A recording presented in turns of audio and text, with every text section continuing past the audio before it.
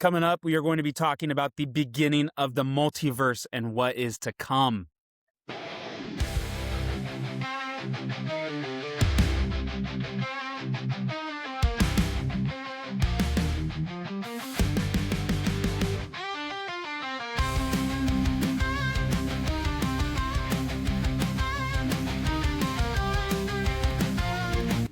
Hello, everyone, and welcome to the Sacred Rewatch. My name is Ethan Bronson, and this is where we are rewatching every project in the MCU in chronological order leading up to Avengers Doomsday. I got a little bit of chills there, guys. Like, I feel like we're getting there. Like, I went and checked the Doomsday clock today, because they still got that live stream going. For what purpose? Don't really know. But to see 10 months as, like, the remaining amount, and it's not 1 year plus, is really, really cool to see. So we're watching everything in the MCU and outside of the MCU. And we're going to be talking about that later today. We're going to be watching everything so you don't have to, including this episode, Loki Season 1. Please make sure to subscribe, hit that notification bell, and give a 5-star review on whatever podcast platform you are listening to. I feel like I don't really say that enough. We got subs always help. You got to repeat it. You got to be like, subscribe, guys, please subscribe. Notification You bell. mean like Notification just, bell. Yeah, exactly. We got to have a real bell and just be hitting it. You know what I mean? Mm-hmm. Anything. Our subscriber liaison, Brody Leonards, how are you doing? I'm doing fantastic, man. And our resident, what is my name for you today? Fifth grade basketball coach. Yeah. Let's go. Had his first game yesterday, so let's give him a round of applause, everybody. Hey, Thank you, fantastic thank job. you. There's a reason I didn't say the end result, but still, let's give him applause. It's okay. So, I want to talk about something real It quick. was the Nexus I wanna event, tell- my loss. That's what it was. It is. I want to share a personal story that I actually just experienced before I got on air. No, it wasn't my dog peeing in my house again. I went to Chipotle. And you might be wondering, you went to Chipotle, they undercut you again. No. This was like it was 2008 all over again. That was the biggest burrito I have ever consumed.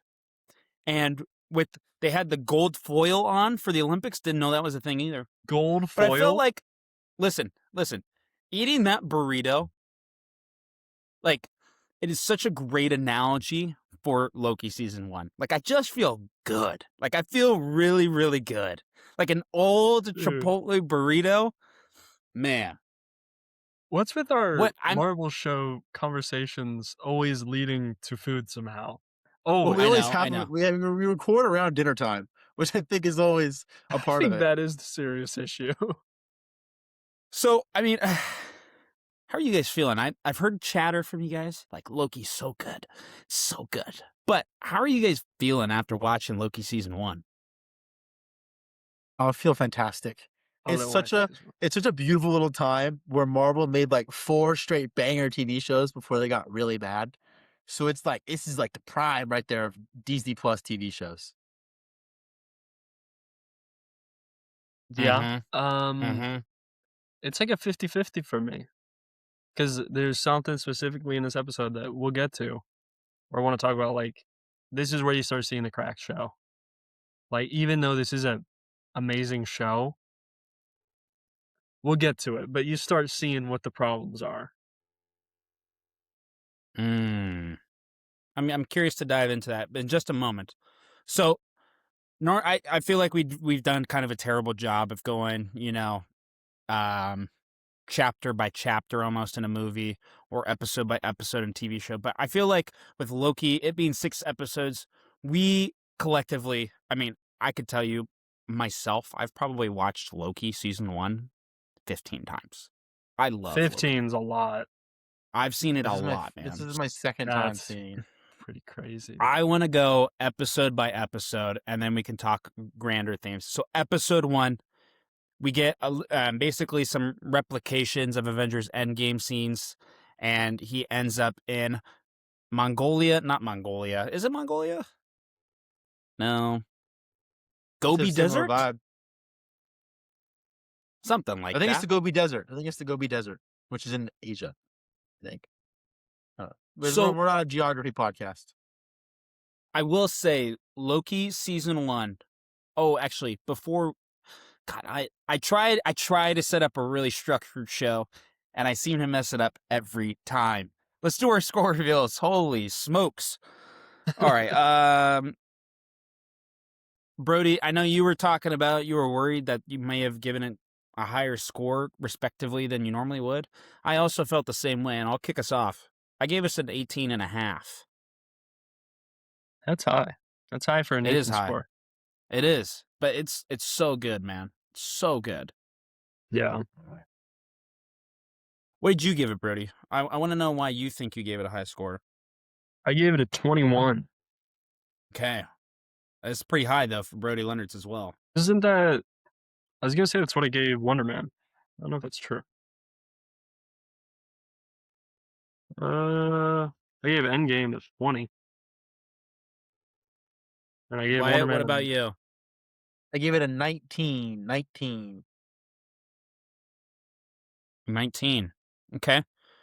Well, non-spoilers before we start. Non-spoilers. Besides feeling really good, in terms of the MCU storytelling, and, you know, this being the first project we watched post-Endgame, how do you feel about the story? Do you feel like it's a cohesive story that goes really well right after Endgame?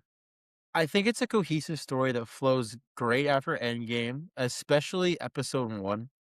Like the stuff in episode 1 and the ability to turn a character like Loki, who we've seen, Loki's sort of redemption arc starts almost the very end of the first Avengers. So by the time he meets his untimely demise in the start of Infinity War, for us it took a long 6, 7, 8 years of seeing Loki grow and change. I think the show does such a fantastic job at making that transition happen so fast with a seemingly new character. That I think the early start of the show is what really sets it up to be great, to go on for the rest of it. Was there an echo there for a second? Is that what you guys are tweaking out? Yeah, there was. I heard myself coming through your thing. There is, yes. Is it still going or no? No, you're good. It's not happening right now. I disconnected my headphones for a second. The only weakness that Loki suffers from, and we'll kind of bring it up as it gets to the end, I think is story-wise, everything that happened outside of Loki really takes away from the story just because you kind of know what happens. In terms of like real world situations that affected the company of Marvel, which isn't any knock on the show's fault. You can't, oh my goodness. All right, well, let's start with episode 1. Episode 1, there's a lot of background on, where we left off in Endgame. I think that's partly due to when this released. This came out, 3 years after Endgame or 2.5 years after Endgame? Really? Yeah, this came out long after Endgame? June of 2021. And really? Endgame came out, May of 2019? I remember waiting a long I guess time it's for 2 Loki. years. Like, I remember waiting around for a decent Endgame amount. was April. But yes, Yeah. April. Endgame was April. Yeah. These show intros are kind of weird to go back to. You know what I mean? Like with all these shows. It's like that with the... Like, it's not that necessarily...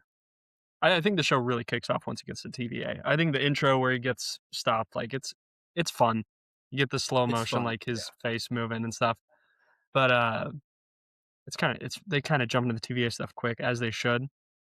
Yeah, it's just fun to revisit and be like, oh yeah, this is how this starts, and you kind of get to start from the beginning and remember what your first introduction to Mobius is and all that. Well, and I feel like in episode 1 they did a fantastic. Is my favorite episode of the whole show. Realistically, I think episode 1's my favorite episode of the entire show. Really? Yeah, I think there's just the ability to take a character like Loki and to seemingly throw his entire redemption arc back at a character again within 10 minutes and just have it work so well because the show's been written so perfectly And the character of Loki's been written so well, and Tom Hiddleston is such an amazing actor that there's that scene where like Owen Wilson comes into the room after Loki's been kind of just fighting him and causing up a storm.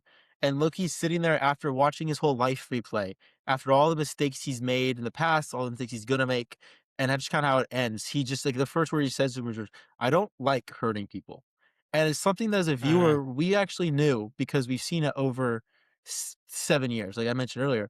But we also know that the character of Loki was always he never did, and it works so well because you don't ever believe that he was really evil for a second because you know that all he ever needed was to kind of see those experiences, and it was enough to already make him make that redemption arc. Because at the end of the day, he was never a bad guy.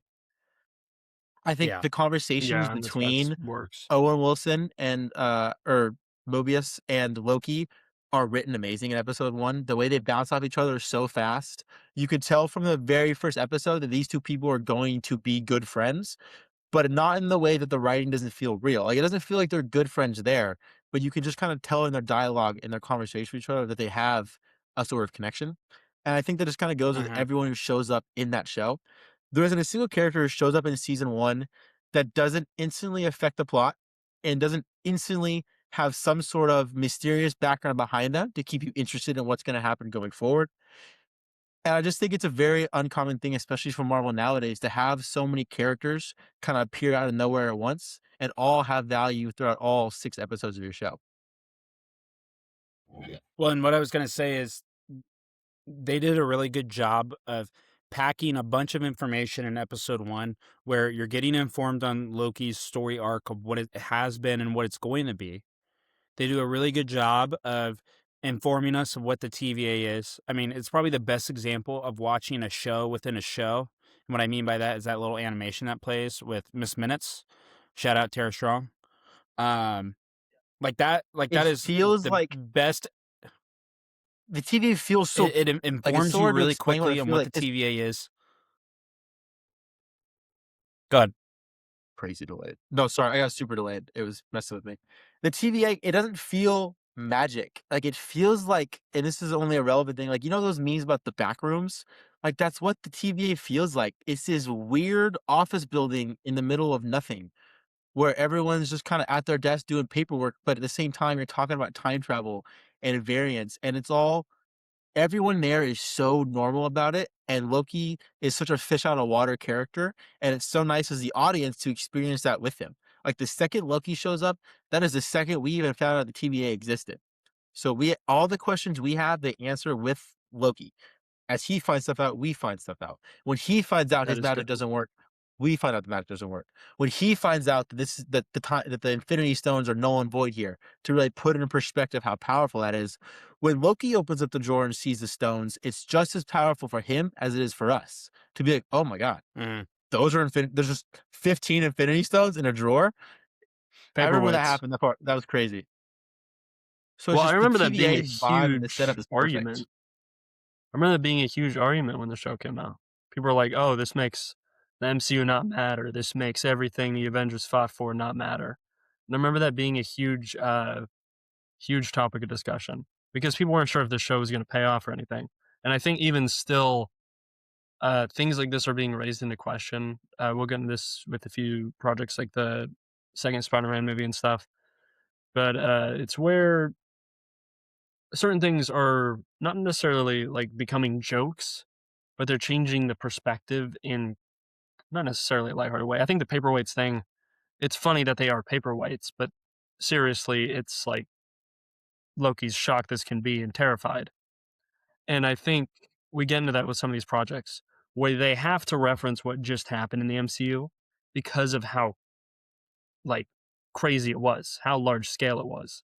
But because of that, And there's a then lot of different perspectives that get introduced, and then people feel like you're just making it not matter anymore, which is very Hmm. difficult to manage. And I think the and show also does to a great go. job at the reveal at the end that like Loki is also the main bad such a cool kind of idea that you're not really expecting. You're kind of thinking, why does the TVA want Loki? What's he doing here? Like, he seems like and they say it throughout the whole show. He's a Loki. He's only going to be trouble. Like, what's the point? And then at the end, the kind of where you're here so that we can catch another version of you. It's just such a cool kind of idea that I remember at the time not really expecting at all. So when it kind of hit me, I was like, oh, that's such a cool kind of like idea. And then that sort of momentum and that sort of mystery just keeps building and carrying on. Yes. And my comment on the paperweights thing, because I do remember that being a big topic of discussion, because this is when they still had the weekly drops, which, I mean, they still should bring back. I think Wonder Man, when we do watch it, you will understand. But Wonder Man, I think, heavily struggled with that. I would have loved to watch that on a weekly drop basis. So we miss out on all these conversations that we get to have every week. But I do single-handedly agree with their decision to start poking fun at everything that has happened in the Infinity Saga, because at some point we were going to get tired of talking about the same things over and over and over again, you know? Yeah. It's very much like you guys ever heard like the analogy like, oh, you know, don't tell your parents until like 10 years later, like a mistake that you would have made, you know, like if you messed up the house, like it's very much that on a much smaller scale. Like, it's very serious for the moment, which is fine. We all need serious moments, but at some point, gotta let it go, right? And that's the only way you can move on, is start poking fun at stuff that's happened in your life, whether it's good, I think it's bad. also kind of like there's always a bigger fish mentality too, especially in comics and superheroes and Marvel. You know, if Thanos showing up with the Infinity Stones was the end all be all most powerful thing in their entire entire universe, where's the stakes afterwards? You know, like if Thanos shows up, and he's like your season one bad guy. Someone has to come through who's more powerful and stronger, who can pick up an Infinity Stone and toss it away. So bringing it in the TVA, I think it's just another kind of like it introduces the idea that there's one ups, there's levels to these beings, you know. Yeah. Mhm. Agreed. So I think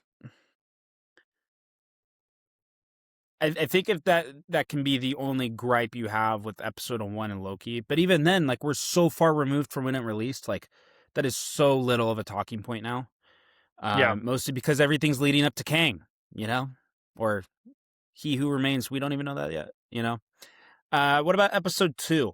Episode 2 is one of my favorite episodes, mostly because Refresh me episode of 2, just because 1 and 2 blend together. so episode 2 is the whole uh The medieval like party, isn't it?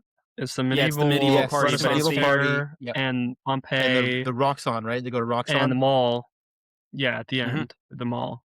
Yeah, Yeah. and that's a Loki great The episode shopping too. discovers center. That that is such a good basically episode.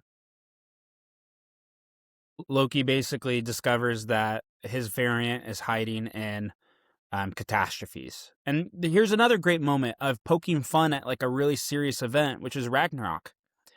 And him and That Mobius are part's sitting really at the good. table, and he's like, "Ragnarok, let me tell you about it." And Mobius is like, "Yeah, the whole destruction of Asgard." He's like, "Yeah, very sad, but you know, it's a very great. It's like a great moment to show that it's okay to have serious moments. I'm sure I it wanted took to him a mention a line second, that reminded me. maybe not. Go ahead. There's I a know you're line in delayed, so episode 1 just where talk till it. Loki's like, I wouldn't stab you in the back. And then Morbius goes, Loki, I've watched your entire life. You've literally stabbed people in the back 50 plus times. Like, Yeah. that's what I'm talking about. The writing is just the writing in the show is great. Like, it really does feel so kind of natural. And I think it's a testament to Owen Wilson's ability to just be Owen Wilson on TV. He really is just sort of Amazing. talking. Like, it feel like he's acting. It really does feel like he's having a conversation with his coworkers who he's known forever. And even, down the Yeah. line where he's has more serious conversations, it still feels like he's just genuinely talking to someone he's worked with forever. And it's just it's when you bring in actors who can act, it's what happens. And it's just really good.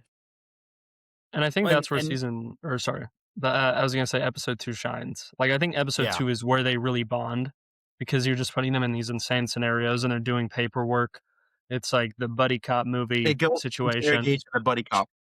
Brody Diamond step. which There we go. after getting out of Wonder Man, jumping into a buddy show like this, just it flows so well. Like, it's just the vibe that's just so much fun. The banter's fun when it's well written. Like, I think both those shows are. And yeah, I don't know. I think season 2 is just fun. Like the craziness of going to Pompeii and stuff. What a great way to use the concept of this time travel and bring really fun settings and stuff. Like I think they really do that well. And it not also only makes a 'cause you lot have of that- sense. Like for the rules they've set up and the parameters they've explained in universe, that makes a ton of sense on why you'd be able to hide out there with all the Nexus events and all that. So I think in universe it makes sense too. well, and what we have to give Owen Wilson a lot of credit for is at the time it was pretty. I hate to say this about acting in the MCU because a lot of people give it hatred, but this really was kind of a game-changing role for Owen Wilson. He was kind of seen as this like joking actor, who can't play a serious role. But this was kind of a big moment for Owen Wilson, and I think I was a little worried going into it too when I saw Owen Wilson for the first time in Loki. I'm like, oh man, where are they going to go with this? But he really does make this show. I'm not saying that Tom Hiddleston didn't make the show. They all played like their great role in this season. I think it was a great reintroduction, especially since it's on Disney Plus, for people like us that grew up with him from Cars.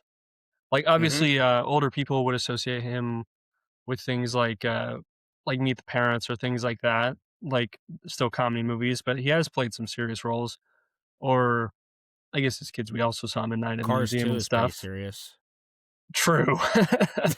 And there's also like Let's be Night at the Museum and stuff. You know what I mean? But I feel like this is a great reintroduction because there's a long gap where we weren't seeing him in anything largely. Like I know he was showing up and stuff, but this was a massive reintroduction to a very large fan base that I feel like was connected to his previous projects. So it was really fun to see him in a new way. Like Wyatt's saying, he just feels so genuine. Like he has been doing this every day for who knows how long.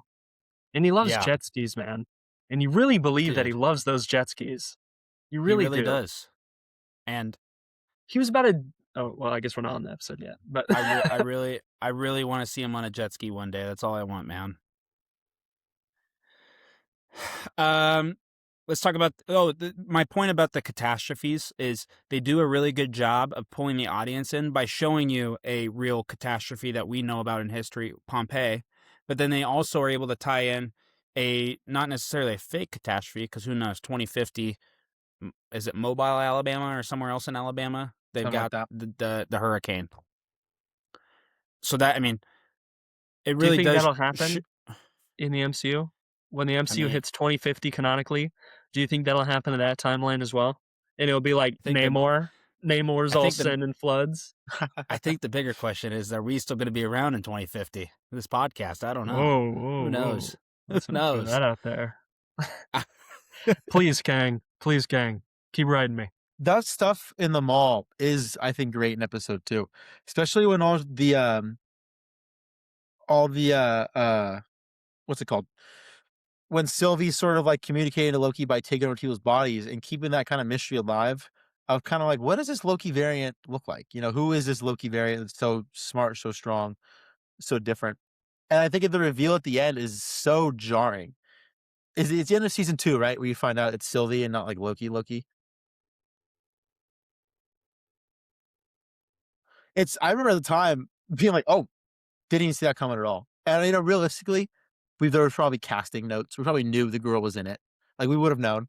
But I just remember being kind of like, it's a great diversion, and I think it's a great idea. And I'll talk more about it as we get into episode 3 through 6. But I think it's an amazing choice. Well, if I had $1 for, sorry, I was gonna say if I had $1 for every time in the current MCU run that we're going through right now, where they're chasing after someone trying to figure out who someone is, and they just keep saying he, and then it turns out to be a she, I'd have $3, right? It happened in the Black Widow movie with Taskmaster. It happened in Ant-Man and the Wasp with Ghost. I believe they also are like, oh, who is he? Who is he? Whatever, right? Yeah. And then it would also happen in this, where they're like, oh, we're going after another Loki, and then it turns out to be a girl. Which I just was noticing that because we just watched those. You're taking your notes, man. You're taking your notes. Hey, mental notes, man. And one more thing that I want to add, because this is the second time it happens, is this season, just does a wonderful, wonderful job of good cliffhangers. And Yes. that takes me back to the weekly drop. Every week you're like, oh my goodness, what is going to happen next? I remember thinking, like, wow, the end of episode 1 is crazy because you end up in Oklahoma. You see that there's someone trying to basically kill everybody because she ends up burning the whole place down. Mm-hmm. But then I remember seeing the end of episode 2, and they have that shot where you see all of the recharge or the charge, the time bomb things. Yeah. And I remember seeing them all light up. The timeline oh my erasers, God, this is is gonna what be they're called. terrible for this one world. And then you see all the portals open up, and you see the timeline get blown up, and you're like, oh my God. You know? Yeah. Like, it really is just like a jaw-dropping moment. And we're 2 episodes into the season. But that's from the world building. I mean, I'm sure a lot of this is in the comics, but the way that they introduce it in the show, the concept of Minutemen, the time bomb is in the first opening scene of the show. You mean Mhm. the doors kind of just explain very simply, and then later on in that episode, we get them explain that it's from the temp pad, and that's how they're controlling them. They need charge. You mean they just do a very natural way at explaining. Why don't they look into the paperwork? Oh, the paperwork you can't access. You mean what Mhm. paperwork can you? They explain all of that so well, and it's The very well done. mystery of the TVA and the sort of like even the people on the inside having redacted info, and there's always another clearance level that you don't have, is implemented very early on, and I think it's great because it's what kind of carries the whole show. Also, at the start of episode 2, a show that has time travel in it, showing you like a Renaissance fair and then going 2018. I love that. I thought that was so funny. Just because That you're, was I don't know, amazing. 1800. I think it's just such a cool idea because, just Well, fun. I even thought, like, oh, they're going to show a Renaissance fair. Give me something. Give me 1972, you know? And it's like, 3 years removed from when Modern day. when the show came out. Right. But yeah, even then they're already having to jump around Infinity War. Mm-hmm. They're having to be like, oh, this happened at this time. You know what I mean? Mm-hmm. Yeah. But yeah, and I want to talk about something that we haven't talked about yet. The music. Natalie Oh, Holt with the music. I was going to bring This it up. is one of, if not the greatest soundtracks in the MCU, just based upon its own style. I'll give it a title 5. card, green a 5. theme, TVA Loki's theme song. TVA theme. When that hits and you're seeing The TVA whole stuff is city, awesome. that's the one thing. That's probably my biggest regret about the show. Is they have that Brody, window do you shot of know the how many city. seconds of a song I can play before we get flagged? Oh, probably none, dude. We'd have to like That would Marvel. orchestrate it Marvel's ourselves. gonna put a It'd be red like, dots on your forehead the second you play that, Ethan. See, that's perfect. That's all I needed. Then it's perfect. He's doing It's good. amazing, dude. Yeah, no, it We're works. gonna get then, like, flagged. I It was can't- too I can't- good. I It was can't do the too Loki good. one because that's all like strings and it's all really high, but it's amazing. And I think I feel like she doesn't get a lot of attention for her Star Wars music, unfortunately, because that was kind of guided in a different direction. John Williams did the main theme. She kind of had to make everything else in the show for Obi-Wan Kenobi match that theme. But in this show, she really makes it her own. And it just sounds like nothing else you've gotten in the MCU. It is fantastic. And it really matches the show's style. It sounds like, I don't know what the instrument is, but it's like one of those like dial ones. Like it's not just a synth, but you're able to like, I forget what it's called. I was going to say a vocoder, but that's not right at all either. But it very much matches the 1950s kind of style that the TVA has with the suits, with the animations and stuff. Which also, that's another question. Why is the best MCU stuff all like 50s, 30s themed? Like we got WandaVision, we got the TVA, wonderful Captain America. You know what I mean? Why is the best MCU stuff that time period? It's just something about that, taking that old look, the old nuclear family look, and then modernizing it with modern tech is just so cool. The computers in the TVA are awesome. Like the shots on their desk when they're like doing all like looking through the files and all that. Like it's just so cool. I don't know why either. Like I don't know why. but it's just that vibe is awesome.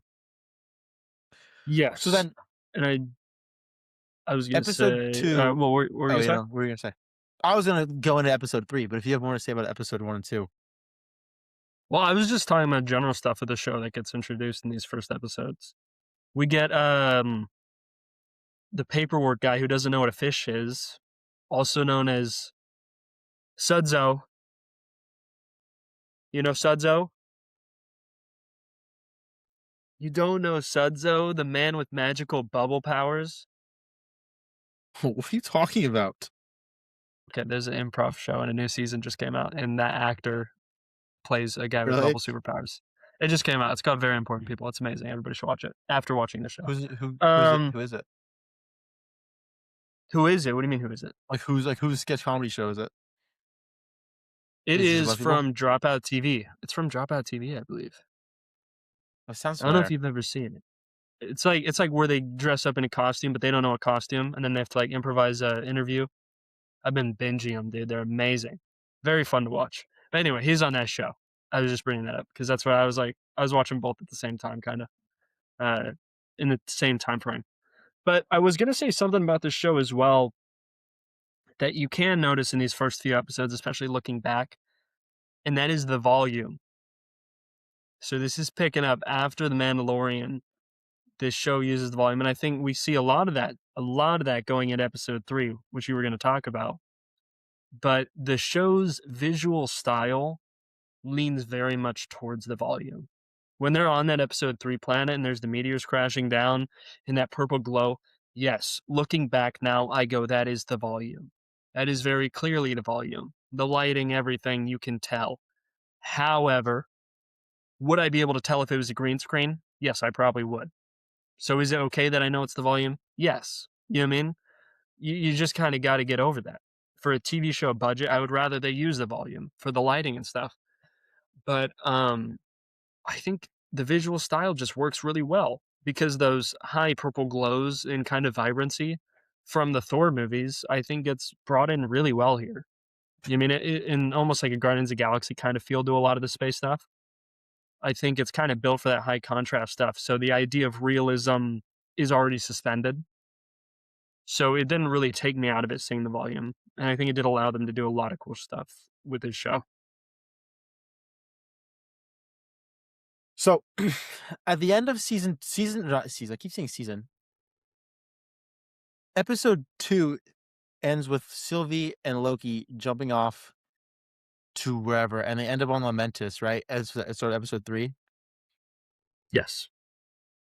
I think episode 3, every single conversation that Loki and Sylvie have together is almost perfect. Yes. I don't even know any other examples to bring up of a show that has two characters who are the same character but they're different characters. I don't know any other show to reference it to.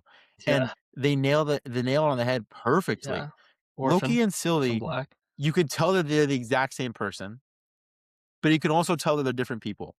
And every single conversation they have with each other, you can just tell in their body language and their dialogue and the way the actors are able to say with their face how much sort of comfort they have with each other from the second they meet. Especially Loki, who's already sort of had this kind of like arc. Every time he talks to Sylvie, he's so much more genuine than we've really ever seen him be in the entire show, in the entire MCU at all. He seems to care when he talks to her, and when he talks to everyone else, he kind of has that Loki sort of "I'm a god, I'm just better than you" way. And I think they do such a good job at having a character like Loki who just lost everything, whether it was Ragnarok, which we saw, or this version of Loki who technically didn't experience Ragnarok, but has still seen and lost everything. And a character like Sylvie who's had everything taken away from her. The way they talk about Asgard with each other and the way that Asgard's used to bring them together, I think is so, so well done. And like when Loki's singing in the bar, the Asgardian songs, and she sings "Come Home." She sings "Come Home." Yeah, this is the first time she's ever probably heard Asgardian music in 20 years, and you can tell in her face that it's sort of like home to her. And you can see in Loki's face that it's sort of this is now he can feel it. He feels at home too, in this moment. Yeah. And that's another example of some of these shows where you're going back and you're telling people we're going to highlight this character, but what do you want to do with it? And that's one where Tom Hiddleston is a producer on the show. I don't think he's executive producer, but he's a producer on the show, to my knowledge. And he sings in his movies. He's able to sing, and he gets to introduce something like that and make it a part of this character that he's been playing for already 10 years at this point, probably. And that stuff's just fun to see because you're able to go like the actor and the character are able to meet at that point and make something that makes you really connect with them because you really believe it. And I was also thinking about the just the run times and how shows work when they were on that train. Because you're sitting there and they're having a conversation for a while, and then she falls asleep, and then she wakes up, and all of that's happening over the course of the episode, and you're still in that train. And that stuff's just so much fun. Like, obviously, there's budget reasons. You're able to keep everybody in the same location, just have the volume playing the screens of the train moving back. But it really lets you connect to the characters. And I think episode 2, or actually, every character is kind of an introduction when you think about it. That's kind of the easiest way to explain it. Of course, they go to different like locations and stuff. But the main way I look at it is episode 1 is Loki's introduction to the TVA as a whole. Episode 2 is his real introduction to Mobius in connection with Mobius. Episode 3 is Sylvie. Episode 4, you could say, I was gonna say the Timekeepers, or what's her name? Who's the person above Mobius? It's not Raven. Like, what's her name? Judge Renslayer. Renslayer. I would say Sorry, guys. Episode 4 is Renslayer and the Timekeepers, kind of. And then obviously later on you get the not so blue guy. And the group of Lokis in the episode before that, episode 7. So every episode's kind of a full introduction that they actually get to develop, which is very fun. I've been listening to you guys' conversation. I also the whole time. think, like you said, that episode 3, like you said, episode 3, kind of having Tom Hiddleston, who has this talent to be a decent singer, and use that in the character. I also think episode 3 does a great job at knowing your character's background and his history. I think the biggest moment between Loki and Sylvie, in terms of like where they really just kind of stop butting heads altogether and to really start to not even just feel those sort of feelings towards each other, but just sort of like the friendship and the connection, is when they start talking about Loki's mom. And it is such a great thing because what the MCU has done very, very well is they have shown the biggest mistake of Loki's life is when he got his mother killed. It's what pushes him to start becoming a better person after Thor: The Dark World. It's the clip he sees in episode 1 of the TVA, where our Loki, who just got done Battle of New York, sets all in. And a character like Sylvie, and I think Loki, he learned his magic from his mother. That's how he learned his magic. When he talks to Sylvie and she says, I taught it to myself. I think it's a good moment because that's when Loki kind of starts talking more about his mom. Because Loki knows that she's Loki. She loves her mother just the exact same amount that he did because they're the exact same person. So then he starts talking more kind of about Asgard and about what she would do and how she would comfort him. And then he does a trick with his fireworks. And I think just using Loki's mom as the sort of very strong connection point between both of them just shows that these people know these characters from an acting level, from a writing level, and from a production level. And that's why I think Loki is such a perfect show. It's because it's very obviously everyone involved loves the character of Loki and understands where the story is supposed to go. And they're able to see what matters to them because of what the other one lacks, which is one of those where it's like you're given this opportunity to have these two mirrored characters and you're just like hoping the writers do something incredible with it, because if not, it's a huge missed opportunity. When's the next time, like you're saying, that you're going to get a show like this in this scenario? So like, don't waste it. And I don't think they do with that train episode. I want to say 2 things. One, go for it. Episode 3. And I can't even stress enough. Oh, no, you go, Ethan. I was going to say, why I don't want you to interrupt me because you probably are delayed, but let me tell the story real quick. I know Wyatt remembers exactly where he was when we watched episode 3 together of Loki. I'll take you to the beach club at Walt Disney World, 2021. We were so excited to watch episode 3 because we got episode 1, we got episode 2. It was so good. We're like, man, episode 3 is going to hit. And we ordered breakfast room service to the room. I remember we had like these chocolate chip pancakes. We're like, this is like the Super Bowl of Marvel. We're like, this is going to be fantastic. And then episode 3 happened. And I remember everybody in that room was like, meh, it was okay. But 5 years removed, very, very overhated on. It is a fantastic, fantastic episode. This also... Why do you remember feeling that way, and then do you have change of heart as well? I remember being disappointed. 100%. I remember being disappointed and thinking kind of, boring. And then rewatching it, I didn't understand anything back then. Like, I didn't understand what characters' conversations could mean, like on a deeper level. And now just rewatching it back, like it is such a perfectly written episode. And like at the end, I cannot stress enough the idea that how do you write a convincing love interest for the biggest narcissist you've ever written in your universe, and you make him fall in love with himself is that's an awesome idea. And it works so perfectly with the character of Loki. Like at the end, yeah, of course, the only person Loki's ever going to really care about and love is a female version of himself. And it's just like, it's crazy. And I like how the show, kind of going to episode 4, the show doesn't even let it go under. Like Mobius is like, you're an insane narcissist. Like, do you get that? Do you get how crazy you are for falling in love with yourself? Yeah. And I just think it's like the fact that the show doesn't let it fly and they just kind of embrace it is, I think, a great idea. Because if they hadn't done that episode with Mobius, I think people wouldn't have issues with it. But I think they'd be like, yeah, it's so weird that he just kind of has a crush on himself, instead of it being a much more like in tune with character reasoning, you know? And the show is still getting like, I don't want to say direct hate, but how you guys are talking that episode, people thought was disappointing. That's kind of what was happening with that character relationship. I remember people being like, oh, this is Marvel now after Endgame. We got Loki falling in love with himself. I remember people making memes and jokes about that. But looking back, it's like one of the best character relationships they've written post Endgame. One of the most genuine character relationships I think they've written. And it's because of the time. Like the time that they give it with these episodes. Like this is one where they're not 20-minute episodes, but they're using the time well.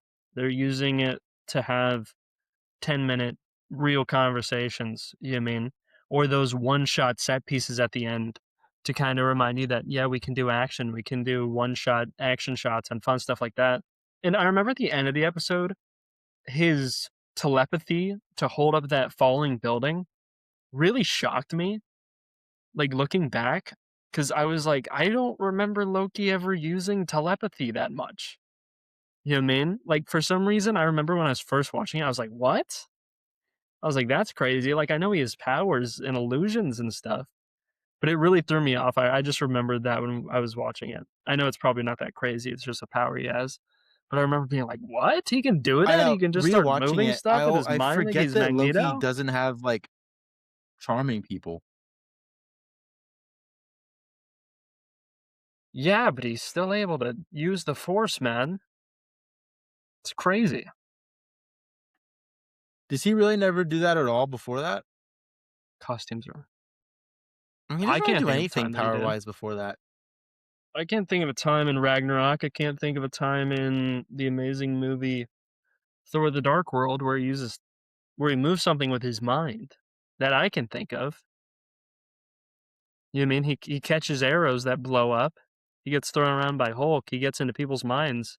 But I don't remember him moving something with his mind, to my knowledge. This dog will not stop peeing and pooping all over my house. Man. No, I don't remember him using those powers. I also do remember feeling that same way. And I think my headcanon around it is Loki wants to be perceived as a true god all the time. Everything that we've seen him before this, he's always trying to achieve that god status.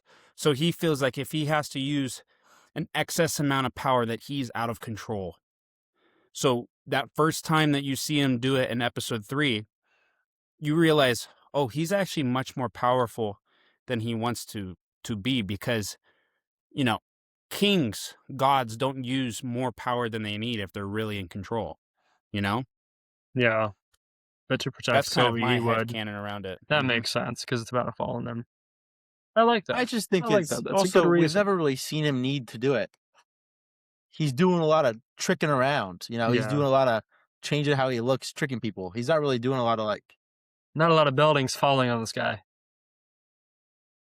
Yeah, dude, the costuming is amazing. But no, I love the end of episode 3. I think Sylvie's design is amazing. The costumes are great. Like, I think, because you understand, like, she doesn't want to be called a Loki. So at first you're like, if she's another Loki, why is her hair blonde? Oh, well, she doesn't want to be known as a Loki. And she's been hiding from the TVA. That's why her hair is dyed. That's why it looks different. And also just gives you a character differentiation from design. But I think her cloaks and her outfits in the show are just so cool, because in the little horns instead of the giant Loki horns, I think it's a really great take on kind of our first introduction to variants and what these different designs could be. And she's not even a comics character, right? She's fully MCU original, to my knowledge. Like, there's female Lokis and stuff, sure but I think Sylvie's a completely new character, which I think is really fun, because we do see she had dark hair in the flashback scene. But the costumes are amazing. The TVA designs for the Minutemen, there's orange and black, like they're clunky, which makes them like fun. They're like stormtrooper outfits. And they're fun. They're fun, dude. Love the vibes. All right, well, let's combine episode 4 and 5 on this one, because we're approaching the end here. Thoughts? I got some notes on episodes 4 and 5. Episode 4 is a big one. Episode 4 ending is pretty nuts, because you think, man, where is this going to go? We get introduced to the timekeepers, and they're like 1982 bad Disneyland animatronics. I mean, that is such a twist in the story, you know? Kind of like Splash Mountain almost. You I know? love, like, man, the second they start talking, really should have been and you're refreshed like, a long time ago. the second they open their mouth, you go, this is not right. Yeah. Yeah. But it's fun. It's like the whole episode is like a Wizard of Oz thing. But it's when you really are going, they got 2 episodes left. It's either this pays off, or they just made the biggest mistake by making this is what is running the TVA. So it puts everything on the line when that scene happens. You know what I mean? Because it's either they just made the biggest mistake or the biggest benefit for the show. Well, and what really like justifies episode 4 is like Renslayer's really starting to step in more, because she feels like she's starting to lose her grip a little bit. Hunter B-15 finally comes to the realization that everybody that works there is a variant, and she wants to find out what her background really is and what her story really is. And I think that's really, really cool to see, especially at the end, you know. I really like how somebody they who use is like the most Hunter straight-faced B-15 as sort of like the one to find out. Because you very much, there's that comment that Morbius gives to Hunter or Judge Renslayer, like, why didn't I get an interview with Sylvie? Like, so they're very obviously, Mobius is the one you're thinking is going to break through. It's not Jared Leto. It's Mobin time.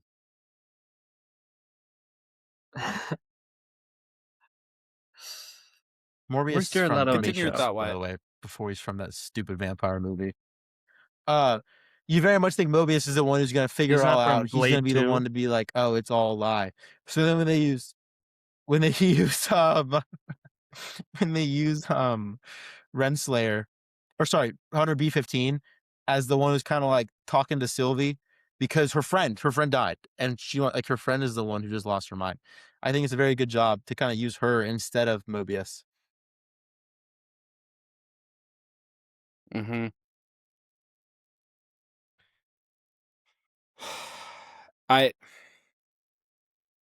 Episode 4, although like there was a little bit of disappointment almost that they revealed the timekeepers so quickly and that they weren't real. Because I think I was pretty convinced the whole time, first time watching it, that they were real, and I was very curious to know who they are. At this point, when I was watching the MCU for the first time, I was fully caught up.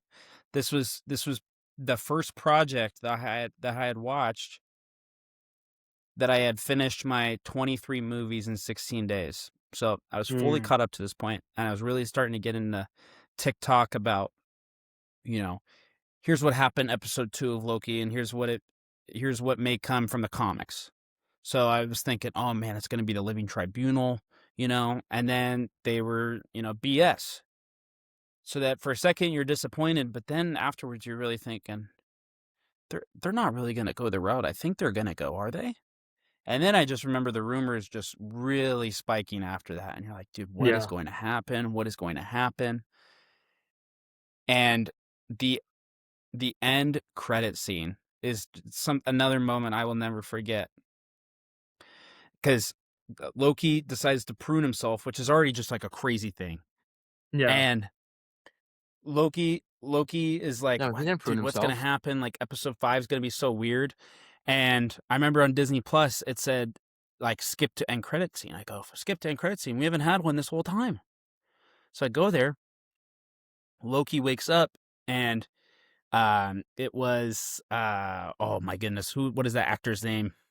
It was the older Loki. He was the one that was voicing. He's in episode 9 of Star Wars, which is of course what I connected to, but blanking on his name. I feel so bad because he's a very famous, well-known actor. Very famous. This is terrible. It is. God, while you guys think of this, tell me who the actor actor is. Come on. At the end of episode 4, all right, Richard Grant. Loki gets pruned by Renslayer. I remember at the time, we're dealing with things like variants, and we're dealing with a character like Loki who's already died in the main timeline, and we already have introduced to a new character like Sylvie. I remember the time when Loki gets pruned, it was a very genuine feeling he may actually be dead. Because we hadn't seen what happened after you got pruned, at this time we assumed you were dead. And as Loki, as at the end of the day, you probably think it was gonna be fine.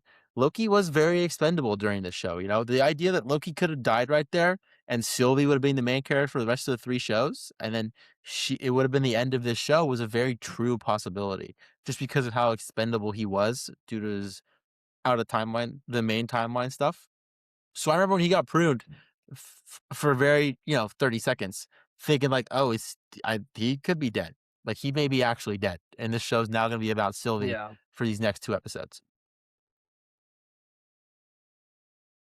It's just a genuine. It's just a feeling I remember having. Totally reasonable. Kind of feeling like, I'm crazy. I might be dead. And then 10 seconds later, end credit scene. Oh, okay. All right, we're okay. That's why it was kind of hard. Also, now that we've been introduced to the group of 5 Lokis, I need you guys to explain to me how this works. How is there alligator Loki? Right? I don't get that. How is there a girl Loki? Because isn't the second she born a female, she becomes a variant and they prune her? Okay, but like, why is Throg even exist? It has to be like a I don't get it. How are you a variant? He thinks. So but we don't have other universes because there's no other timelines, or is it that there's every other is there a sacred timeline for every multiverse? Yeah, I'm saying like I would get it if, or is it the idea that these guys have been pruned before they made the sacred timeline? I also think it's fair that maybe they got pruned before we had a sacred timeline. So back like when he who shall not be named is talking about how like there was this huge war and all the timelines branched, so he had to clear them out.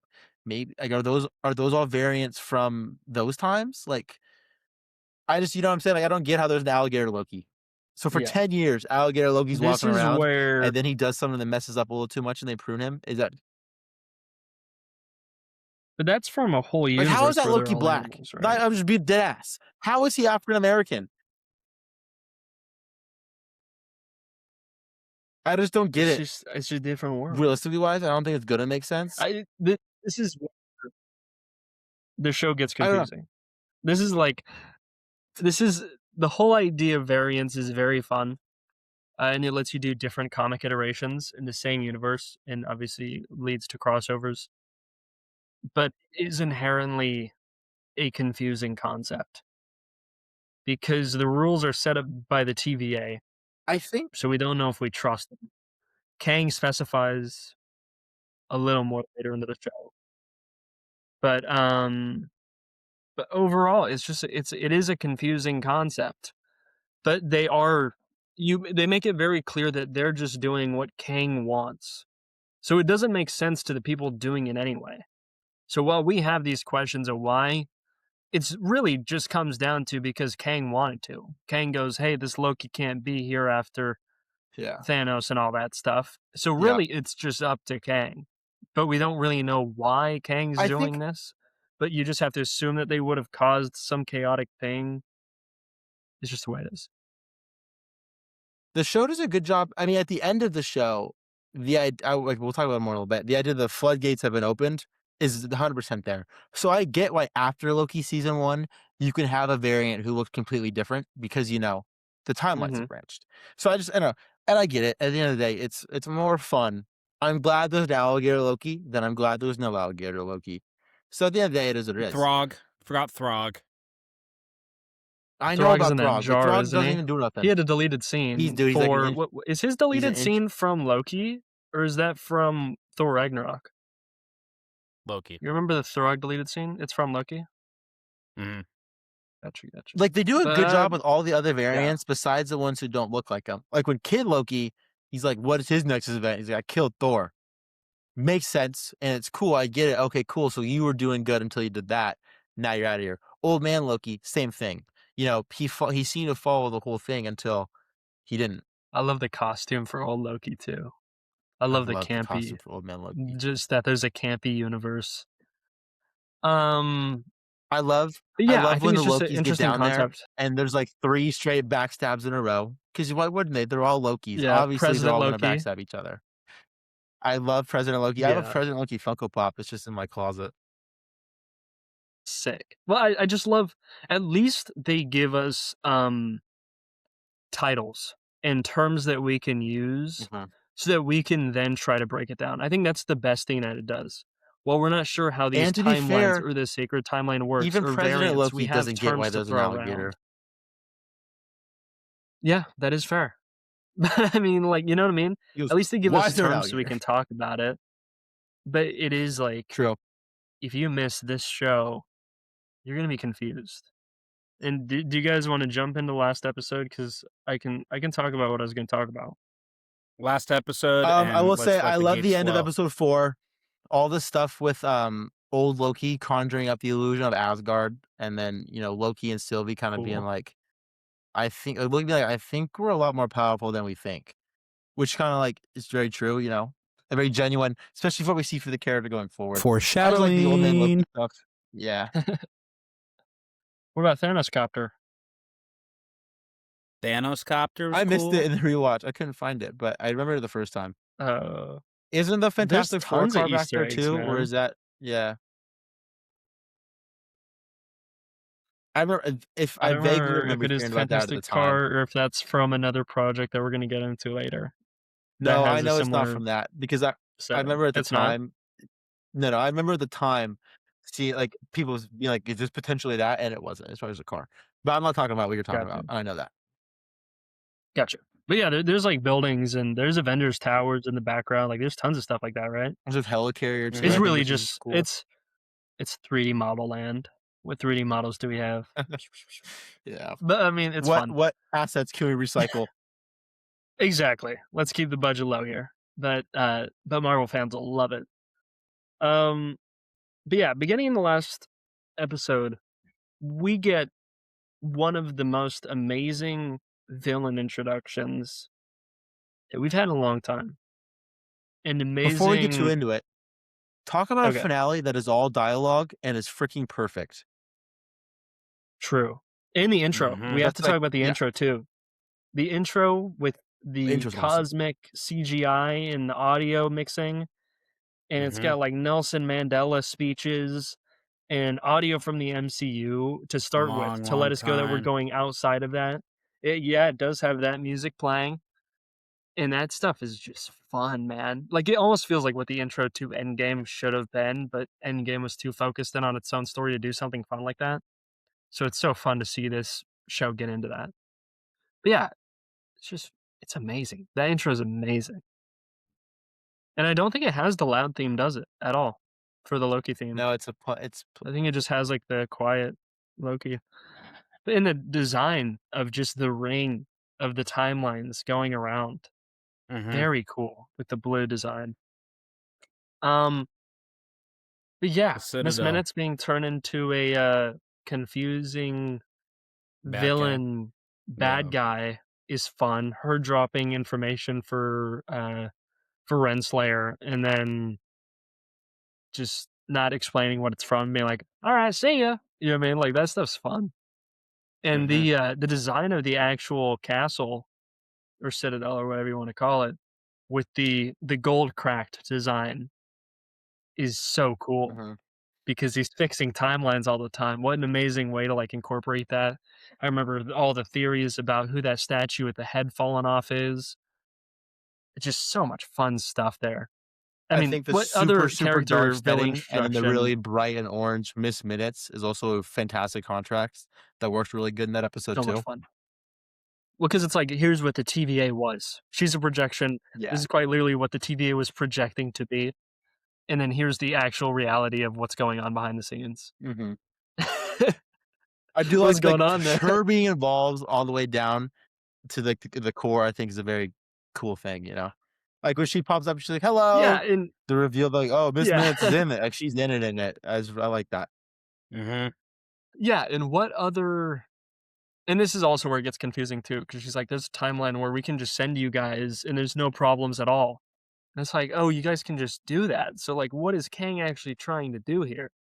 But I was gonna say, like, what other villain introduction do you get where the villain takes the elevator up with the heroes to meet himself? Like, that's such a cool scene. You know what I mean? And the way he just plays it, like he's like laying down in the room and stuff. It's just so much fun, man. And I think the Jonathan reason I was Majors gonna say this is kills it kinda, at He Who Remains.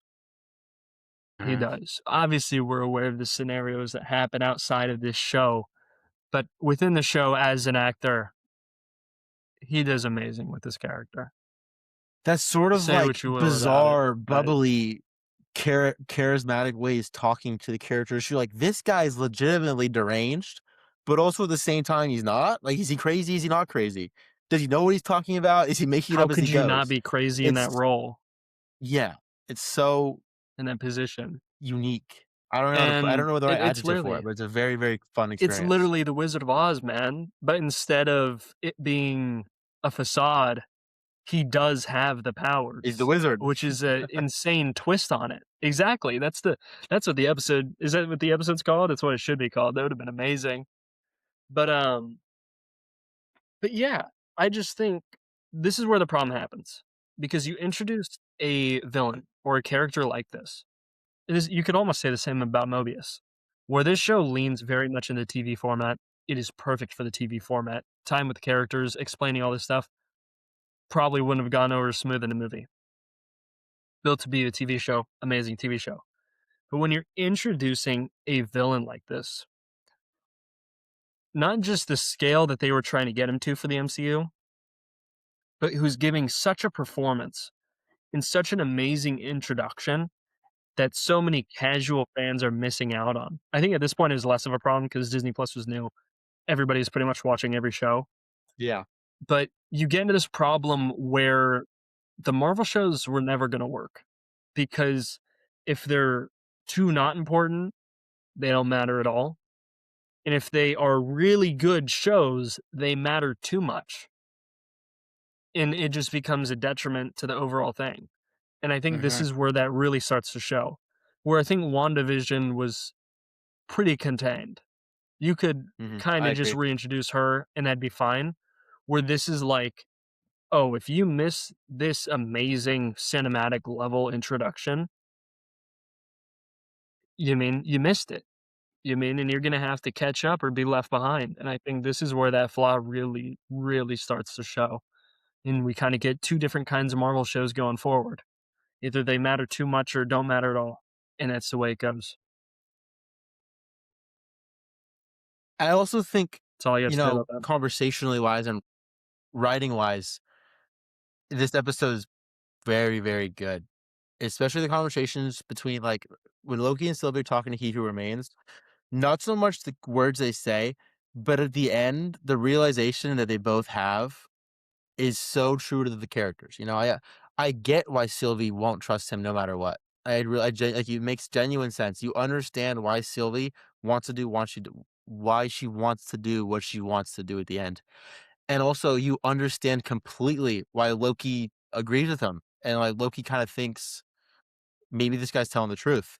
And there's one of the best lines of the whole show or the best conversation in the whole show is when Sylvie's talking to Loki and she says, why are we seeing this the same? And Loki says, because you will never trust and I can never be trusted. And then that's kind of, Sylvie's like, that is how it's going to be. I think that part is a great part, great moment. And then she kisses him and then they fight and then, she kills him. That's where it goes. I think it's just a great payoff to a rise that we've seen throughout the whole show. Like, everything these characters have done through these 5 episodes, whether it's talking to Mobius, talking to B-15, talking to each other, it all built up to this conversation between the 3 of them, and it plays out exactly how it should from what the characters have experienced the last 5 episodes, which is really uncommon for TV shows, for payoffs to feel genuine, for things not to kind of feel like they're shoved in to fit a conclusion, to feel like they're not rushed to fit an ending. This genuinely feels like 2 endings for 2 characters who have held their whole life experiences behind them. Mm-hmm. Yeah. He paved the path. All you had to do is walk down it. Amazing. So good. What I will say is, even watching episode 6 for the 1 millionth time, like, I remember this episode meaning so much to me and what it could mean for the MCU.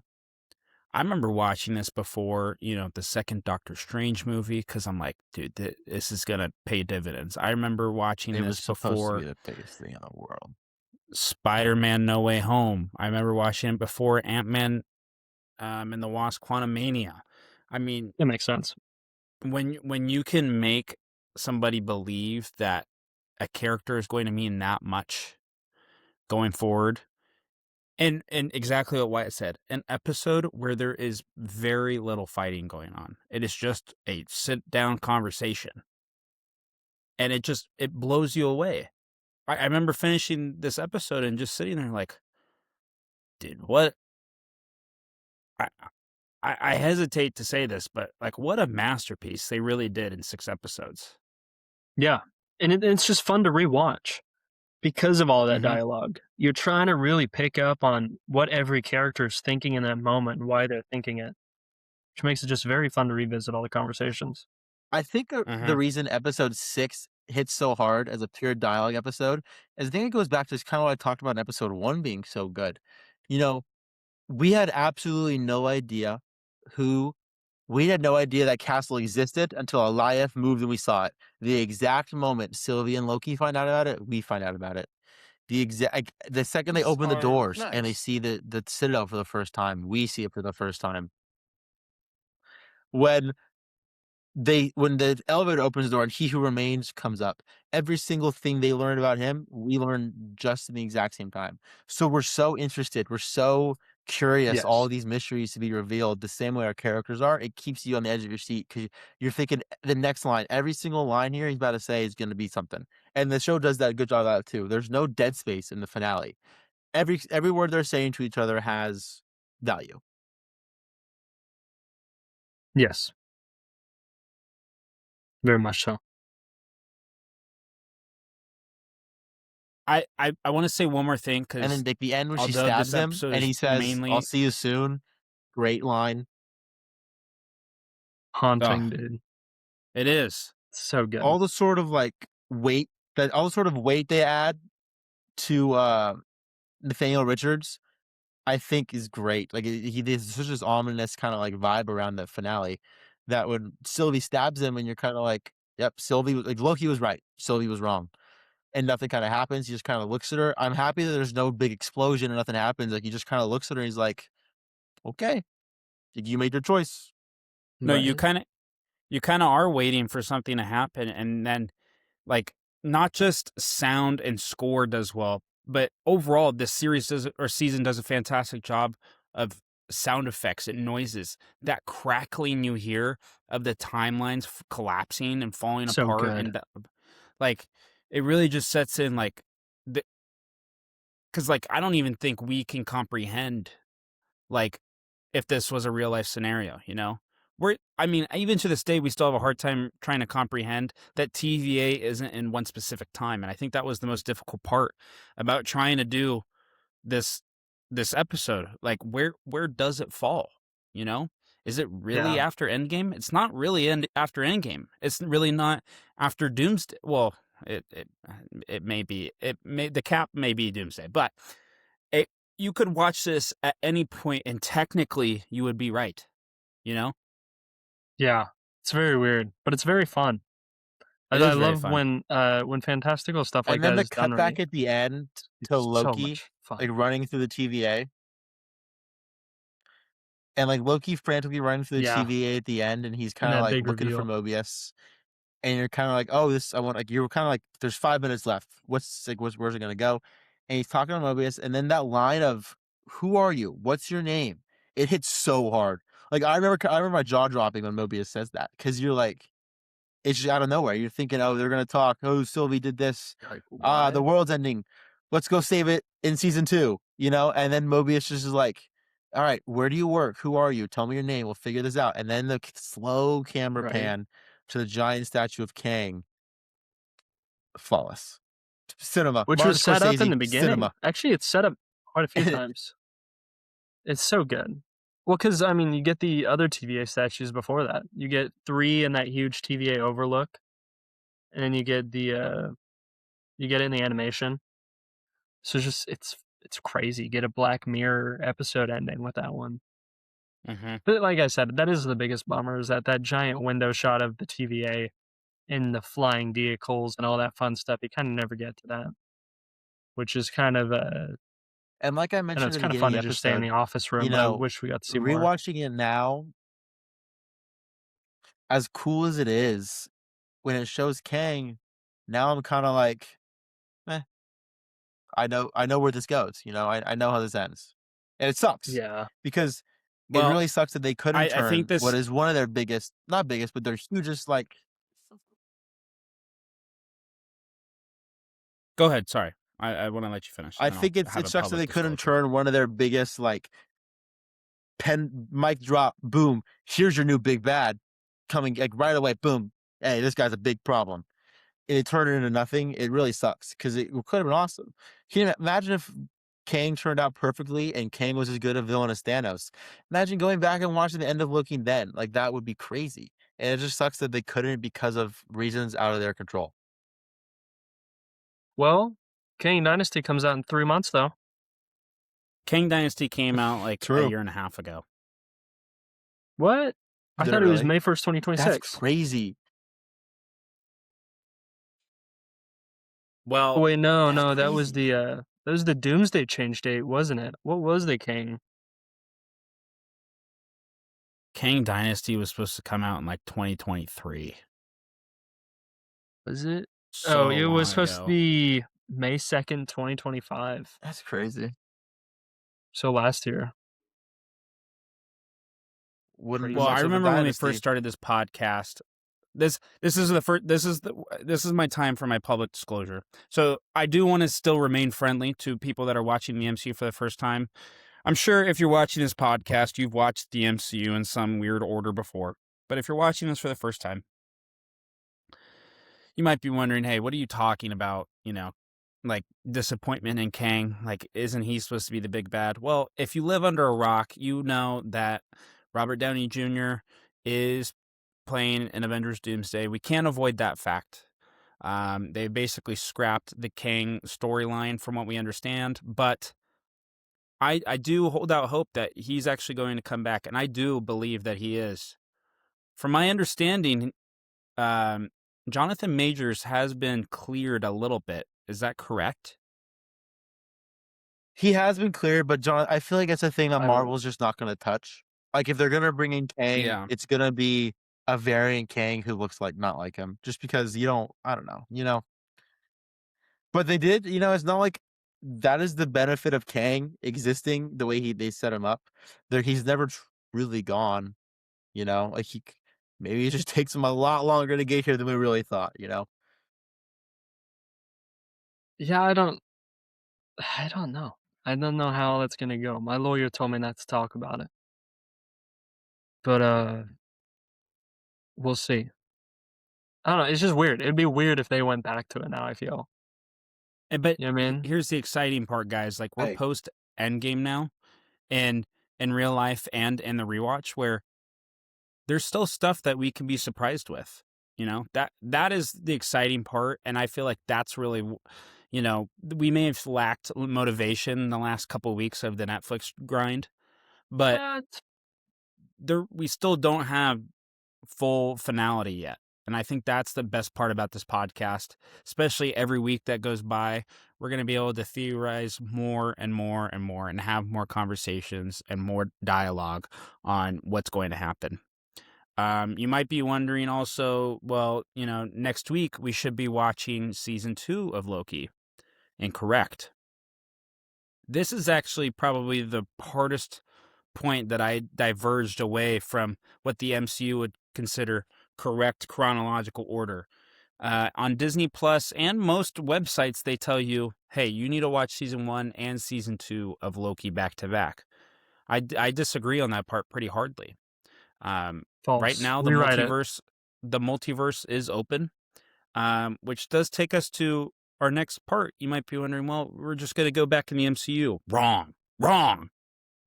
We're going to be opening up to kind of a whole new level of this podcast. We're going to be watching a bunch of different universe movies that are relating to the MCU leading up to Doomsday. Each project has been picked pretty strategically among the three of us to make sure that we're fully prepped for Doomsday. So next week, we are going to be watching the original Raimi Spider-Man movies, Spider-Man 1, Spider-Man 2, and Spider-Man 3 with Tobey Maguire. I'm really, really excited about it. I do have a little surprise for you guys. I haven't told you guys this, but we have some guests, Tobey Maguire's plural, coming on next week. You got Willem Dafoe? Oh my gosh. I know. This is insane. Tobey Maguire and Willem Dafoe. Bronson made it happen. I know. Am I right? James Franco? He's struggling to get hired that bad that James Franco is going to be on our podcast? No. We are not related with James Franco. I want to put that out there. Public disclosure. The Sacred Rewatch is in no way related to James Franco. Period. Except I have. We love Dave. Dave's awesome now. Please forgive me. So, I will go through very quickly part 6. We are officially in part 6. I have labeled this part Multiverse Shenanigans because we're going to be jumping to different universes, different timelines, and it's going to be really exciting to watch. So I'm going to buzz through this. I'm not going to show it on screen. So make sure if you're watching this on YouTube, just close your eyes and listen to me as I speed run this because I will not be showing it on the screen. Brody's already ready. Are you ready? I'm going to do this as fast as possible. Okay. Spider-Man, Spider-Man 2, Spider-Man 3, The Amazing Spider-Man, The Amazing Spider-Man 2, Venom, Venom 2, Venom 3. It's really not called that, but that's what I just labeled them on my sheet. Your Friendly Neighborhood Spider-Man, Fantastic Four, Silver Surfer, Fantastic Ass. You might be wondering what that is. You'll find out when we watch it. Blade 1, Blade 2, Blade 3. Also not what they're called, but that's what I got on my sheet. Daredevil and Elektra. What an electric list, guys. I know. This is really going to be a really fun watch for us. I will say as well, you might be wondering, hey, you're missing out on some movies I haven't seen. For, we've already got Doomsday trailers for other characters. You might be wondering, hey, where are the X-Men? That's part 7. We're continuing the multiverse shenanigans. I'm giving you a little teaser right now. Here we go. X-Men the Animated Series Season 1, X-Men the Animated Series Season 2, X-Men the Animated Series Season 3, X-Men the Animated Series Season 4, X-Men the Animated Series Season 5, X-Men Origins Wolverine, X-Men First Class, X-Men X2, X-Men and the Last Stand. I really thought it was X3. The Wolverine, X-Men Days of Future. Oh my goodness. X-Men Days of Future Past, X-Men's Apocalypse, X-Men Dark Phoenix, The New Mutants, Logan, Deadpool, Deadpool 2, Deadpool and Wolverine. That takes us to the end of the multiverse shenanigans. What do you guys think? His real name's Clarence. Dude, that's absolutely amazing. Dude, you're rivaling Eminem right there. That's crazy. Dude. So that is going to be part of part 7. Deadpool and Wolverine will take us to Memorial Day weekend. Shout out Sam Wilson. Wow. Sam Wilson. Good call. So I have a question. Immediate next question. week. Are the Sam Raimi Spider-Mans one episode or 3 separate episodes? For all those commenters, because I know we got a lot of them, you let us know in the comment section. You know who you are. Great. Now I got to go to my own comment section, respond to my own comment. Come on now. Here's the great part. He's going to let us know. This episode's going to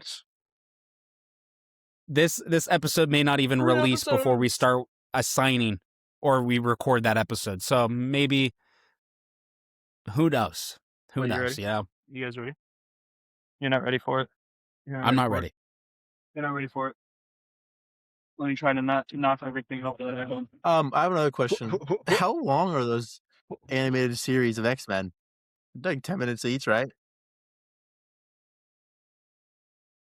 Yeah, they're like 22 minutes, but that's including credits. It's fairly long, I'm not going to lie to you. It's going to be like 22 episodes, so I'll keep it a buck.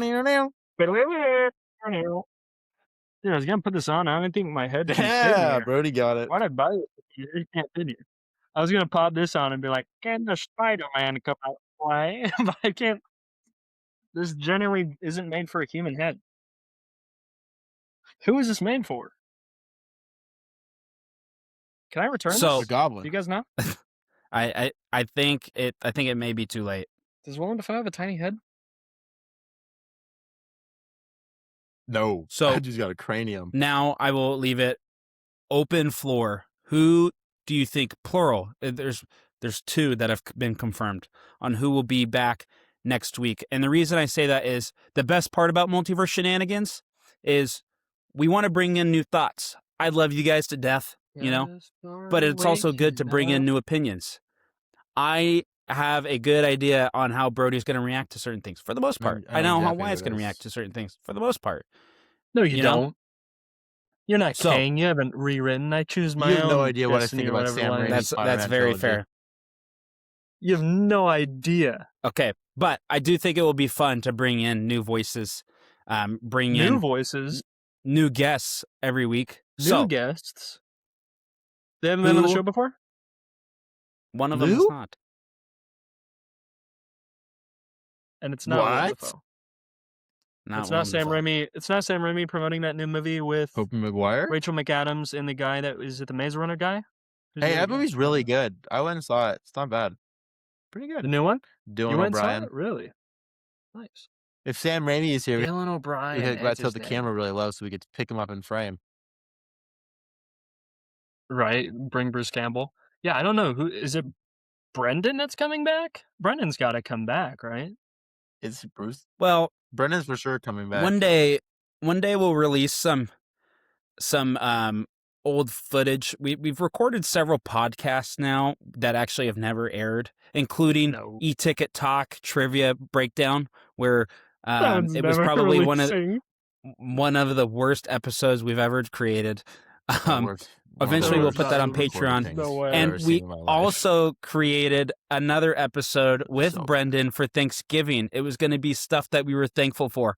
Also, another episode I will have a really hard time ever putting out because the quality is just terrible. So yes, Brendan Duran is coming back next week. It was his quality. He lives in Texas now, and apparently they don't have internet there. His auto that quality. one was unsaved. No, the roads freeze over and the whole place falls apart. So Brendan is returning next week. Wow. Good Any guess other from guess me. on who our next guesses? Who hasn't been on the show before? Grace? Hasn't been on the show before. No. Really? I will give you a hint, though. You can't say your dog. No clue. We are breaking this glass ceiling once again. We did have a woman on the show before. She is not coming back anytime soon. She got pruned. But it's not her. Her name is Elizabeth Arapi. She quite loves the Spider-Man films. I feel like it'd be great. Yes. So I'm really, really excited to have her take on some Marvel movies. I think that's really what it comes down to. I feel like this multiverse shenanigans we're going to have a lot of fun with because we don't really have to tie much into the MCU. Maybe we can have multiple episodes after the multiverse shenanigans of, hey, this is what we thought, and here we're going back to the MCU. But we're really gonna have fun with this next segment of our show. I agree. My one thing I'll say about these next 3 Spider-Man movies, Sam Raimi is one of my least favorite directors in current movie making. So, in current movie making, like modern day Raimi. Yeah, my other least favorite was. I think you just said you liked that movie. Actually, the stuff I liked it, but the stuff I didn't like was the stuff that he does. I hate his cinematography. I don't know what it is. I just can't stand it. It really worked. It's not so bad. Dude. I'm getting mad thinking about it. It's not so bad in this. Exactly. It's fine in the Spider-Mans, but when we get to Multiverse of Madness, I'm going to rip that movie apart. Yeah, no. That's all I'll say. It's not 2002 anymore. But I don't remember it's not enough about it 2002. to say something strong. But it should be. All right, that's it. I love those Spider-Man. Spider-Man's awesome. What else? Spider-Man, man. Yeah, that'll be fun. I haven't seen 2 and 3 in a long Every time. I only had the first one on DVD. We end up talking about Spider-Man at the end. Yeah. Dude, or cheeseburgers. Well, I'll get my Spider-Man DVDs out here sometime. I don't think I have it right here. God. No, this Batman. Please kill Peter Parker. We'll get to that. That's fun Topher stuff. Grace, man. But what was something else I was going to say? That is, those movies are fun. Right, that's you get your money when you fix the door. Dude, that's I love that third just one. Gonna be that's fun. going to be fun. It's All right, fun. I'll stop talking. What else can I say relating to Loki that I was Get a little say? dirt in your eye?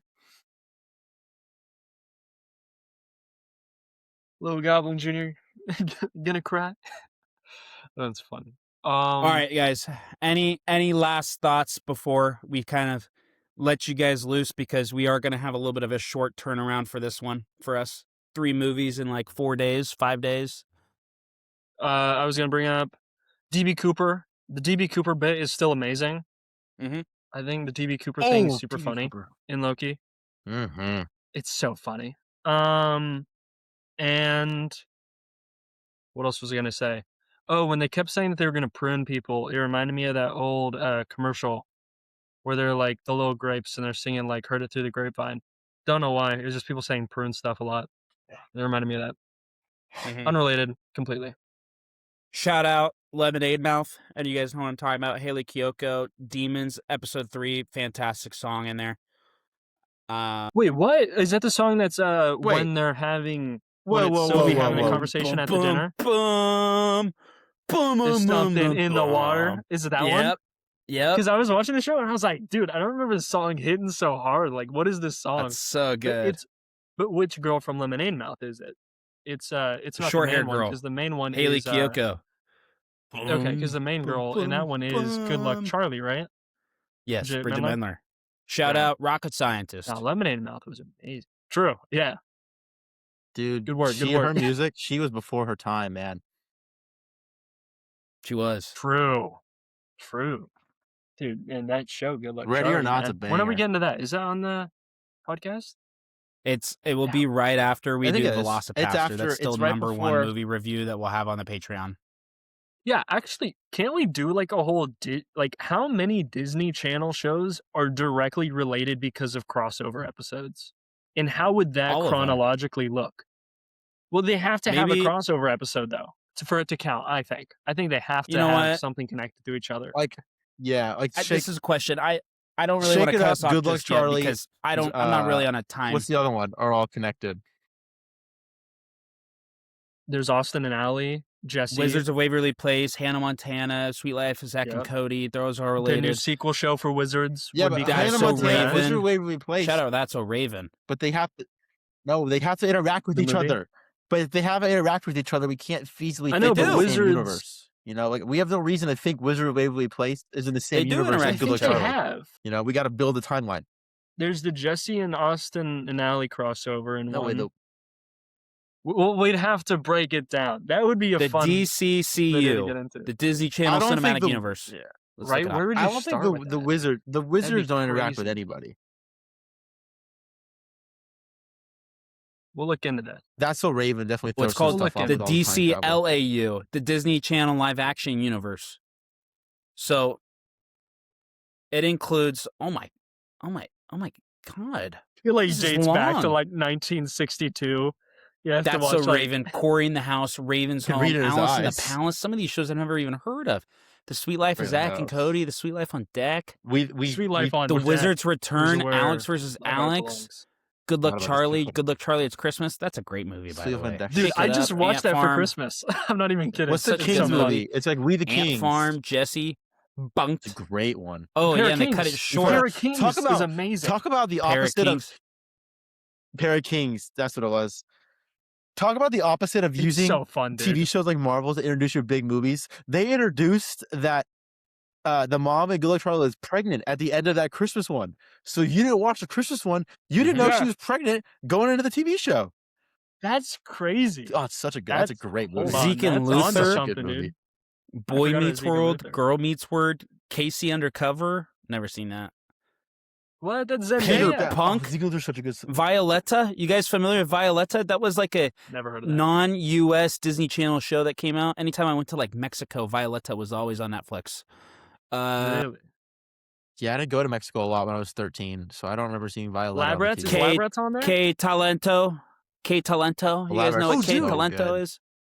Speaking of Lab Rats, though, Davenport's in the Spider-Man Raimi films. No way. Remember, he's in the elevator with Who is he? Spider-Man, and he's like talking about his suit.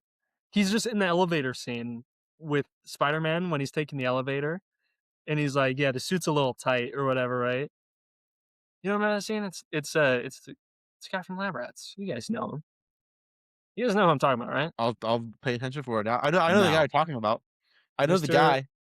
Davenport Remember? Spider-Man. Remember he has that. Let's He see, has let's that. His evil brother, who's like the cooler version of him, and he. Yeah, Oh, guys, so. we might be screwed. He says cool Spidey outfit. Bunked. We which may is when have all to the watch kids from the Good Luck entire Charlie are DC from Jesse. Go. LAU. Guys, breaking news. Breaking news. DC. Listen to this. Not in continuity with the DC LAU. But I scroll down to the bottom. The multiverse. Ultimate Spider-Man. You might be wondering, what the hell are you talking about? The cast That's of such a good Jesse show. appears in the That show's episode of amazing. the That show's Ultimate so Spider-Man good. Halloween Night at the Museum. Wait, what? We're So now we have to Brody. watch every Disney Channel show ever made? I'm you're sorry. gonna have to bleep this one out, but we are. That's gonna have to Take be the loudest timestamp. censor ever done. Timestamp. We got 1:33, like 45. Make note of that one. 29:08. I'm like the I'm like the TVA. I have to go in and I have to prune all the curse words in our episodes. I know That's I've my really been job. trying, but I feel like that F-bomb is really Wow. warranted. Look, you can't swear. Oh, it's not another shout out. We did get a wow That's kind of funny. from Mobius. We got a how, you know? That was really good. Yeah, dude, I would have loved if there was a car that was a race car that looked like Lightning McQueen, sort of, but without eyeballs in the wasteland. That would have been fun. Yeah. Or But like a Mobius was Terminator-looking driving. That'd truck. be really funny. He was like, True, that is "Ka-chow!" true. Just have a Mobius. I do remember A when I Mobius first watched the clone. episode, just being like, ka-chow. Yeah. Oh, dude, we didn't even talk about Sif. This is the last time Sif is respected as a character ever. Yeah. Did she ever show up man. again? I don't think so. This has Yep. got to be one of our longer Yep. episodes. In a Or very, very bad is she project. in? Okay. She's in the fourth movie one? that we She's in the don't fourth like one? talking about. She's in the movie that we don't like talking Really? about. Let's just say it rhymes The with He Who Shall Not Be Named bore. of movies. Yeah. Dude, no, that movie. I genuinely don't even remember her I don't being know. in it. Like I said, don't this is the even last remember time that at Sif all. is respected as a character. And it's her getting her hair cut out and she's just kicking Loki in the nuts 7 times. This is the last time she's So, respected as a character. It's I crazy. No, she thought gives for a him a- she second says, we like, had "No one broken will a ever love record you" on the line. Sacred Rewatch of the That's true. longest episode we've ever done, but freaking Andreas, man, that guy likes to yap. Daredevil bonus episode. Yeah, he's like He took that thing 2 hours. And the best part about that episode, go check that one out. That's episode 12.1. Andreas, I had to leave for about 45 minutes, and I thought he was going to end the episode. The guy did a monologue for 45 minutes by himself. That's not the one where I'm there? I can talk about Because he Daredevil. did one with Look. me there. And I think it was when I was in South Dakota. And I was on for a while. Oh, yes. No, it was with you. Is this the one did I not pop in on this one? Oh, I did. You popped in partway through. I think it was one of my first No, times hosting. I'm thinking of another episode where he did a full monologue by himself. I don't know, maybe season 1 of Daredevil. It sucks that Maybe. he has to work an Amazon job at midnight, man. He was quality content for the podcast. I know. That's my favorite yes, one. It was it like was the Doomsday episode- announcement or something. When Doomsday changed and he was still in the work outfit. That one was funny. It was episode 9.1. Go check that one as well. I think that might be the Ninja Turtles one. So, yeah, we would have to go for another 22 minutes. I don't know if we want to try to break that record today. It has to happen naturally. By us tonight. just talking too long about things that don't really relate I to mean, the we already podcast. have been talking too long. We've been talking about the DC LAU. Who the hell knew that existed? Yeah, I think we stopped like 35 minutes ago. I think the last time we said Loki was like... well, actually, I just said Loki, but... Anyway, I think it's been a we're getting a while. little off track. We talked about Spider-Man for a while, which we track. always talk about Spider-Man. Lightning McQueen. It's not a Sacred Rewatch track is always podcast, lit. and we don't talk about Spider-Man. No, actually, another episode getting that there. went You're just getting as long there. as this one was our only live stream. That is true. Oh, Fantastic. that was an elite vibe right there. That was a vibe. Flame on. Live streaming the episode after the. Also, let us, Can't if handle the you've heat. made it this long You in the didn't say it pod once. today, let us know if you want us to do another live stream. We're not really sure if we want to do another one again. We got some pretty good feedback on it. Somehow we got copyright strikes. Not really sure how that works, but we did. Yeah, was so there yeah. music in the beginning or something? There was, but I thought I got it for free. Who knows these days, man? They always get Who you. knows? Anyway, Maybe you guys ever Freedom go? Bro, did is you ever go a to Inspiration illusion on our built by YouTube the- channel? Secret governments. to inspiration. Oh, it's terrible. It's like, here's videos you should do. Top 5 cooking things that might fit your palate. And I'm like, where are you getting the concept? I know we talked about cheeseburgers, but we are not doing cooking videos. Like, that's the kind of stuff it recommends to us. It's funny. like, hey, you should do a 3.5-hour breakdown of Minecraft. And I'm like, not quite hitting our niche here. Appreciate the suggestion there. Do No, I want it's you to pretty create good a now. thumbnail? Wrong niche. Is it? Wait, that's listen. so funny. Listen to this one. Here's a recommendation.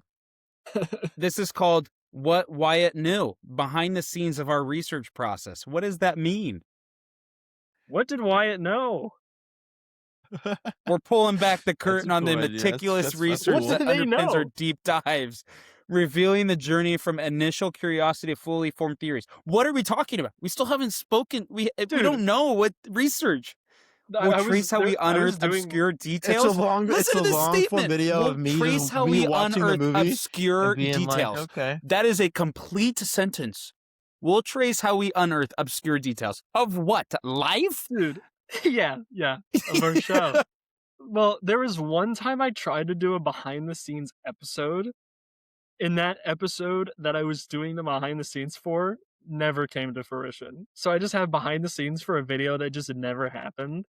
And if it ever does, it's going to be funny because like the first like 3 minutes are going to be from like last November. I know, like it's a shot that I can still use. And if it ever happens, I'll just implement it somewhere. This sounds fascinating. Real world physics explained by Tony Stark. All right, Wyatt, start studying up on your physics. Oh man, it's like that one guy on Instagram that just And says it's just random, me with like, a goatee pickup lines drawn on dressed and as Tony explaining Stark. astrophysics. Ah, man. Maybe this is what the world needs. Peace. You want peace. Whatever his line is. I don't know. I'm a big Tony Stark guy. Well, He's billionaires. If you forgot what we were talking about Loki Season 1. If I didn't finish what I said earlier, we're watching Loki Season 2 as our very last project before Avengers Doomsday. Need to make sure that I'm putting that one out there. We are? Mm-hmm. As a little bit of a close to the Multiverse saga. But wouldn't... You're saying it's our last thing before Doomsday? Mm-hmm. Is Loki Season 2. But how would that be the end to the timeline thing? Well, I guess because that stuff is still happening. So we would go back into mainstream MCU before then, but it would still be multiverse stuff. Mm-hmm. Okay. I've seen the schedule. I'm just discussing it. But are we the timekeepers from the show, the animatronic guys? Because there's 3 of us left. So which one are we? Who's on the left? Who's on the broken? Like, Ethan's in the middle. I get the beak. I We're want the animatronics that are broken. We've been talking way too long. We're all the... Dude, that's us, man. We're keeping track of the timeline. Ethan, what's the last piece of stuff Marvel's putting out before Doomsday? Great question. It will be... Webshoot Man? Probably Vision Quest. Vision Quest comes out after... Well, yeah, I guess there's no promotional for it. So it would be after Spider-Noir. Rumors is that it's like October. What about Punisher? I guess Spider-Noir is releasing in colored like and a black and month white. Before Spider-Man Brand New Day. Is that getting delayed, though? Is Vision Quest going to be delayed because Doomsday's delay? I think the only assumption that we can make is that Vision Quest has a hard deadline that it has to come out before Doomsday. Interesting. Don Cheadle. Well, I got to take a shower. I did not think you were going to say shower. I was like, what a way to end the podcast. That might be my next thing, because I still need to let this Chipotle burrito that I had settle. What a blunt what a callback. Sacred Rewatch. But that's going to do it. That's going to do it for this episode of the Sacred Rewatch. We hope you enjoyed diving all over the timeline with us. Catch us next week where we are watching Spider-Man 1, Spider-Man 2, and Spider-Man 3, directed by Sam Raimi and led by Tobey Maguire. New recap episodes are coming out every week leading up to Avengers Doomsday. Wherever you are in the multiverse, thanks for making the Sacred Rewatch part of your journey. It really means something now, guys. Someone come kiss for me all while I hang time, upside down. always. See you guys. Bye, everybody.